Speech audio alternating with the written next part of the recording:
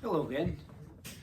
This is kind of a part 3 video where I moved the Stock Lowrance unit on this Tracker Classic XL up to the front of the boat on the bow, replace it with this Garmin unit here, and I'm going to use, until I can get a better fish finder, I'm going to use that Lowrance up front.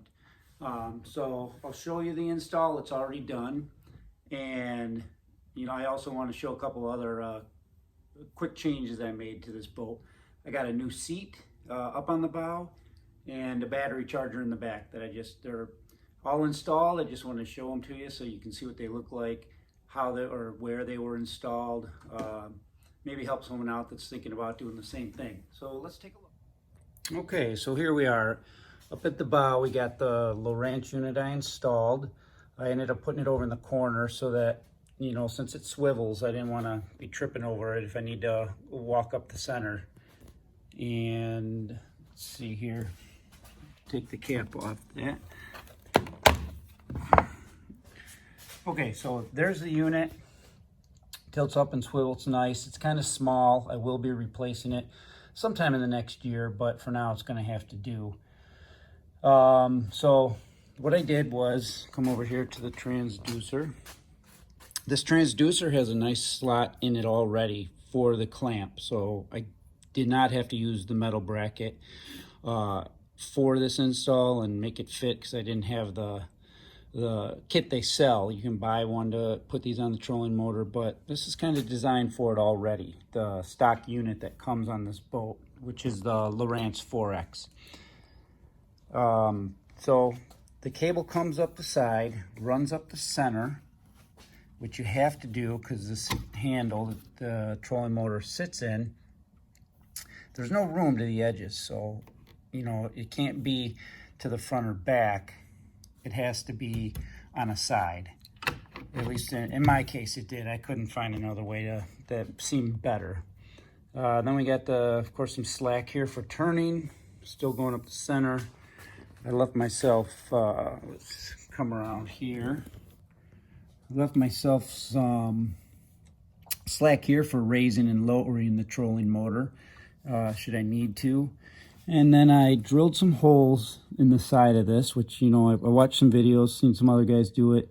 I kind of like the way that laid on there and chose to do it the same way. Come down to the edge, and I came, back this up here. Okay. Came down here, and this is where I ran under the decking board to get a close-up on that. And this deck board is aluminum. It probably has 8 to 10 screws. You can, when you take that off, that's where the power is at underneath. And so I entered it right here at the trolling motor, went underneath, power's in the center. You need to pull that plug out and up because the power is attached to it down underneath the boat. At first I didn't see it, but when you pull that out, it's attached to it a little further down. So that I connected there, and then I came out, back over here, of the back of it, and the backside right into it. So it worked really well, I thought. The only downside is I put my fuse in there, so if I do blow a fuse, I'm gonna have to take that panel off to change it, which is, like I said, 8 to 10 screws. So hopefully that doesn't happen. If it happens more than once, I'll probably move the fuse to the back of the unit.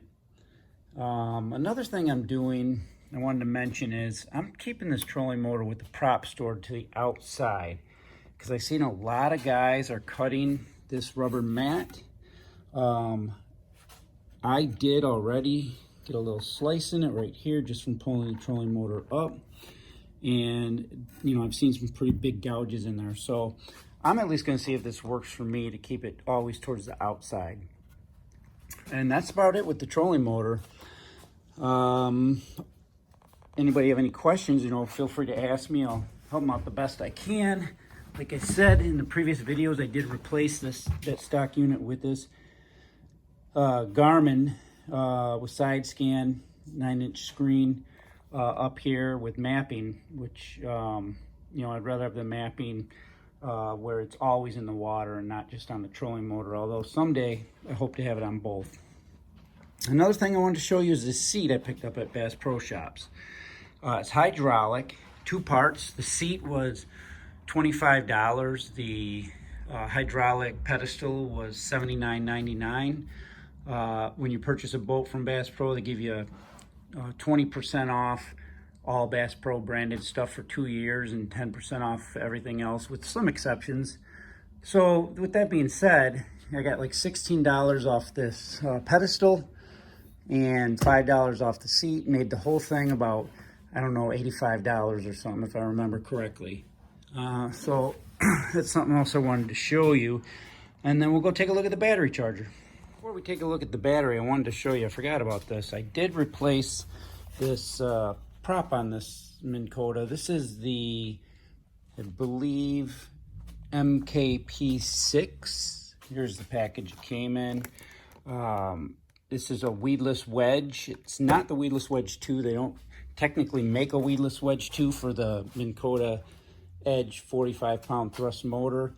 It's a 3 1/4 motor down here, where the smallest Weedless Wedge 2 you can get is 3 5/8. So if you get the Weedless Wedge 2, which I've seen, it will go over the top of this and not actually line up flush with it.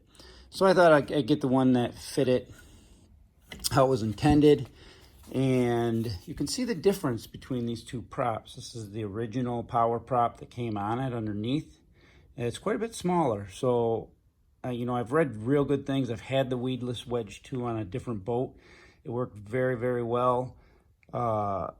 This one's designed a little bit different. You know, I hope it works, you know, half as good as the other one did. But I definitely, from what I've read, it'll work better than the stock prop that came on it. So there you go. That's another upgrade I've made. I have not, of course, used it yet, being winter here in Illinois. So let me take you back to the battery. We're going to take a look at that. Okay, back at the battery compartment at the back, I did want to also mention that prop was $19.99 for that Weedless Wedge prop, the MKP6 at Bass Pro Shops. So here is the battery compartment, and I installed this Cabela's battery charger. It's a 3-bank charger. It's a 20 plus 3-bank. And although I only have 2 batteries, I eventually plan on getting a 24-volt trolling motor up front. So I don't want to have to buy a new charger again. So I bought the 3-bank charger. I have 2 banks hooked up to 1 battery, which is, you know, perfectly acceptable according to the manual. And they say you should do it on the most used battery, and most likely the trolling motor battery. So this is the unit. It's the same brand, Pro Mariner. So I'm assuming, you know, it's probably the same unit. They have a 20 plus 3-bank charger as well for the same price. It's yellow. It's a little different looking, but they're, you know, I assume probably the same. This is just Cabela's branded. This was on sale from $199 to $133. So that, I mean, that was a really good deal. So that's it. It installed easily. I would have liked to have it a little closer towards the opening. As you can see, if I back out of there, you know, it's back a ways, because they say don't install it on carpet. And so my opening right here has carpet, and that doesn't. So I had to go back further for the installation. But it's out of the way. It was, you know, with self-tapping screws, it was pretty easy to install. And there you have it. Everything worked out well. And I just wanted to show you that so you guys could see the location and see what that particular model looks like in case anybody's thinking of doing something similar. Thanks a lot.